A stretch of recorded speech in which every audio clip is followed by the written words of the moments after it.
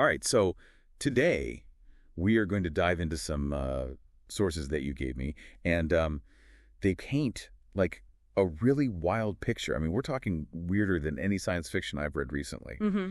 And it all seems to kick off with, believe it or not, a tremor at CERN. Yeah. From the initial reports, it sounds like just a normal day at the super collider, right? But then this totally bizarre energy signature pops up. Yeah, and I was looking through this stuff, and some of the descriptions, they actually use phrases like, get this, a discordant hum and a tear in the music of the spheres. You can imagine how that would throw the lead researcher, Dr. Alistair Finch, for a loop. So yeah, Dr. Finch is trying to wrap his head around these readings, and then things get really strange really fast. Yeah. A beat up, like jalopy, imagine like straight out of the backwoods, suddenly appears right there in the CERN facility. And who steps out? Well, none other than Jed Clampett, coonskin cap and all. And the whole gang's there, right? Wow. Granny's there, clutching this ring. It's described in the sources as like, I don't know, kind of ominous. And Ellie Mae's there, and she's got this staff that sounds pretty peculiar. And then there's Jethro, and he just looks bewildered, like he's not sure where he parked his truck. It's this crazy clash of like two completely different worlds, right? I mean, you have these folks who are completely lost. They're surrounded by all this advanced technology, and they have no idea what's going on. And according to the reports, Jed's biggest concern is like just the sheer amount of metal everywhere. But this isn't just like a one-off weird event, right? It's like it's the beginning of something much bigger. These sources, they make it clear that the Clampetts showing up, it's like the first crack in reality. We're talking about space-time rifts starting to open up, and all sorts of impossible reality-bending stuff starts happening. It's the start of a crisis that just spirals out of control in the most unexpected ways. And what happens next is really something else. A new religious movement pops up, and it centers around the Clampetts. Yeah, the Church of the Ozark Ascension. It's like something out of a crazy dream. But, okay, seriously, how does a tremor at CERN and the arrival of a family from the Ozarks, how does that lead to a brand new religion in Arkansas? Well, the documents, they say that the fact that the Clampetts appeared like out of thin air at the same time as these strange energy readings and, dimensional rifts, it really hit a nerve with folks in Arkansas. They couldn't explain it scientifically, so they turned to faith. So it's like they needed an explanation, and this was the way they made sense of it. Exactly. They saw these events as a sign from a higher power, and the Clampetts became these holy figures, like chosen ones. It's a classic example of what people do when faced with the unknown. They look for meaning in their beliefs. So the Clampetts, these ordinary folks, suddenly become divine messengers, chosen for some grand purpose. That's basically the foundation of the Church of the Ozark Ascension. Their arrival was seen as a sign, like a real-life message from the cosmos. They believed that Jed and his family were chosen to lead them to this thing they called the Ascension, where different realities would merge. Okay, so walk me through this. We've got Granny's ring, which, like you were saying, sounds super creepy in the reports. What role does that play? The ring becomes the center of their prophecies. It's described as having this, heaviness to it and this inner darkness that people could almost feel. And then there's Ellie Mae's staff. It supposedly radiated this unsettling energy. So the ring and the staff, they become symbols for this new religion. Yeah, the ring represents prophecy, and the staff is seen as a symbol of a powerful, maybe even warrior-like angel. It's wild how these ordinary objects took on such huge significance for these people. And this whole thing wasn't just a small group of people, right? No, not at all. The sources say that this church, it just exploded. It reshaped communities all over Arkansas. It spread like wildfire. The speed and how far it spread, it shows just how deeply those events messed with people's minds in that region. Like they were grasping at something, anything to make sense of what was going on. Yeah, it shows how people can come together around these shared stories, especially when things are uncertain and scary. It's like finding comfort in shared belief, no matter how unusual the beliefs might seem to outsiders. And now let's talk about Jed Clampett. At first, he's totally out of his depth, right? Just the simple man trying to figure out what's going on. But then he starts hearing these, whispers. Oh, yeah, the reports mention that. What was that about? Apparently, Jed, he kept Granny's ring and he started hearing things, whispers coming straight from the ring itself. They weren't just random noises, though. They were telling him things. Okay, so messages. Yeah, messages about destiny, about Arkansas having some special power, and how the state had a specific role to play in everything that was going on. It makes you wonder if the ring wasn't just a symbol. It could have been actively influencing people's thoughts. And these whispers, they really get to Jed. He goes from being this confused guy from the Ozarks to the charismatic leader of this whole Ozark Ascension movement. The whispers were like a trigger. Maybe they tapped into something inside him, or maybe they were manipulating him, who knows. But he became completely convinced that he had a divine mission to guide his followers and get Arkansas ready for this ascension. And then he goes and declares that Arkansas is seceding from the United States. Talk about a bold move. So we've got interdimensional mayhem, spooky whispers from a ring, and now a secession. What did the U.S. government do? At first, they didn't take it too seriously. I mean, who would? They probably thought it was just a bunch of eccentrics. But then, the more Jed preached and the more people believed him, the more concerned they got. So it escalated pretty quickly. Oh, yeah. Jed was completely under the spell of those whispers. He created this, basically, a theocracy, and his followers were totally devoted to him. They resisted any attempt by the government to intervene. So, the U.S. government is trying to deal with this internal crisis, and then, bam, the orcs show up. Yeah, no kidding. Like actual orcs. I mean, this is where things get really crazy. You're telling me. The sources describe this massive space-time rift opening up right above CERN, and out come these green-skinned, orcs. They're armed with weapons that sound medieval but also high-tech. The reports call them eldritch. And get this whole event, it seems tied to Granny and that ring of hers. So Granny's ring. It's not just whispering prophecies. It's like some kind of interdimensional portal device. It looks like she used it, or maybe it used her, to bring these orcs through. And then Granny herself, she undergoes a major transformation. She becomes this queen mother figure. It's pretty unsettling how her character changes. She goes from being this backwoods grandmother to this powerful, menacing figure.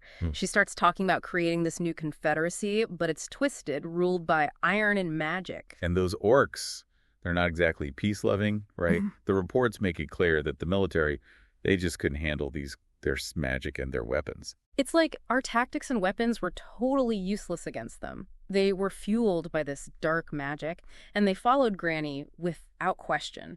It wasn't long before they'd taken over the entire South. Cities, landscapes, they were all transformed into something out of a nightmare. The reports specifically mention Atlanta and Richmond as places where some really disturbing stuff happened. So an orc-controlled confederacy. This is all getting very strange. And then we have this creepy ceremony in what used to be Washington, D.C. Granny declares Jed the president of this new twisted confederacy. But he's still being manipulated by those whispers, right? Right. Jed is basically a puppet. Granny's the one really in control. Those whispers are still guiding him. He's just a figurehead for her regime. So things are looking pretty bleak. Yeah. But the rest of the world isn't just going to sit back and watch, right? They form this, super alliance, the last alliance, to fight back. Right, the last alliance. I mean, they had to. This was a global threat, an invasion from another dimension, and now there's this magic-powered confederacy. Europe, China, Russia, they all put aside their differences to deal with this. It's a pretty remarkable response when you think about it. A true last stand against this, otherworldly threat. And the war itself, it wasn't like anything we had seen before. It was a battle against magic and the very fabric of reality being messed with. And CERN, where it all started, that becomes the main battleground. Yeah, they were fighting for control over this gateway between worlds. And just when things are looking their worst, guess who shows up? SG-1. Yeah. It's right there in the reports. Colonel Jack O'Neill and his team, they popped through a portal right at CERN.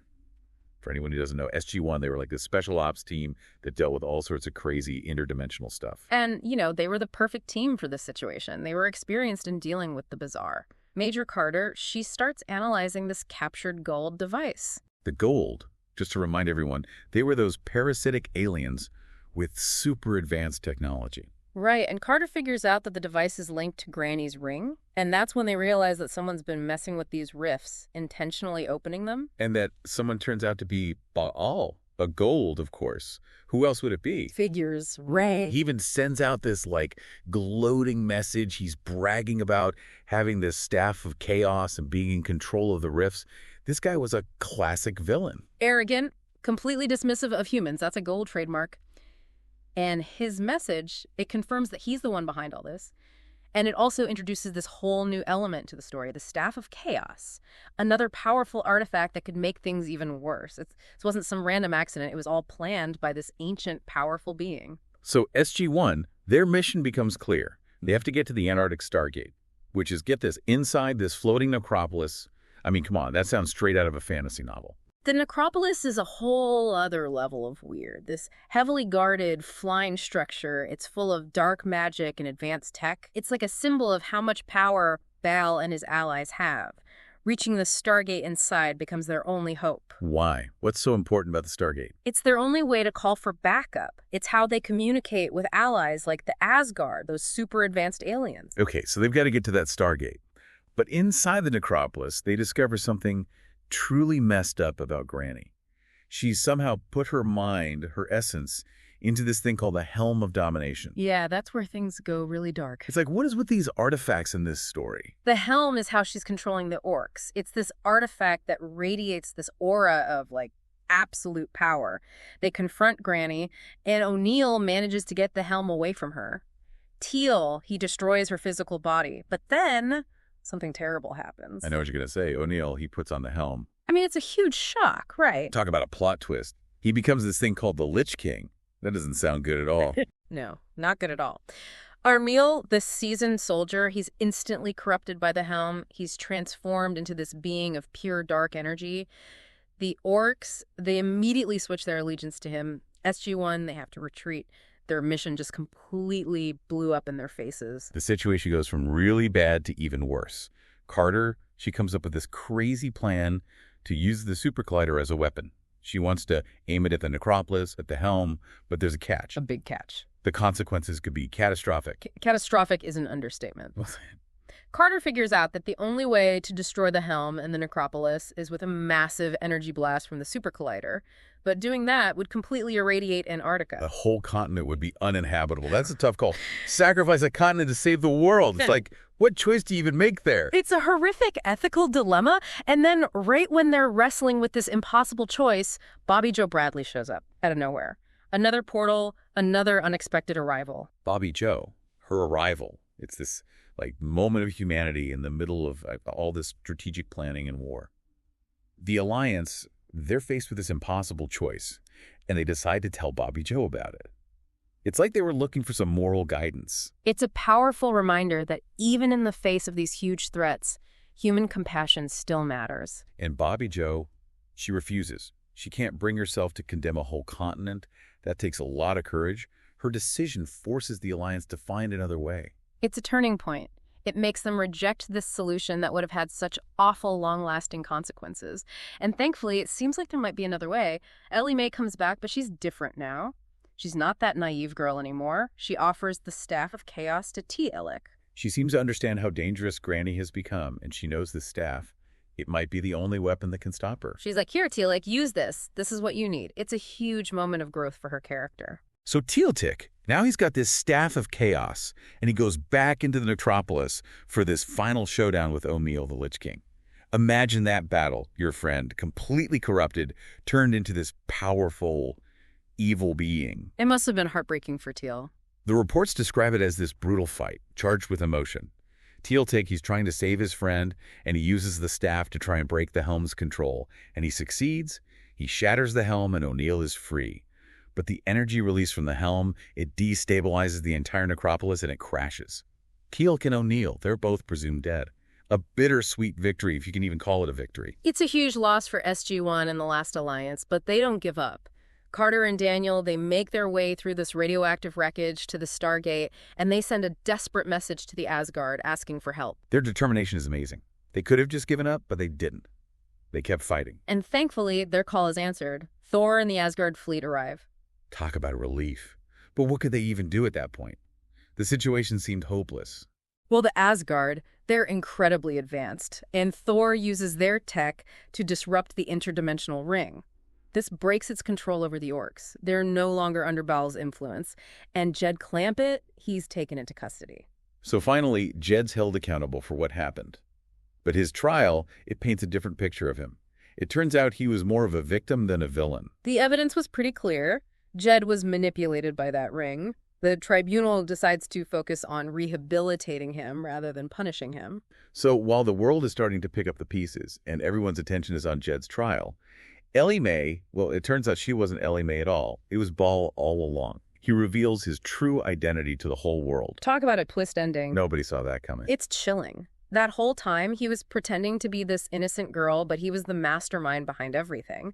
And now, he has both the ring and the staff of chaos. The crisis is far from over. And to prove it, he does something absolutely horrific. He uses the ring in Russia and turns the entire population into a new orc army. Yeah, it's one of the darkest moments in the whole story. A whole country transformed into his soldiers. He even brings the Arkansas orcs back under his control. It's like he just hit the reset button on the whole conflict, and this time, he's even more powerful. The last alliance, they meet one last time at CERN, and they're facing the very real possibility of total annihilation.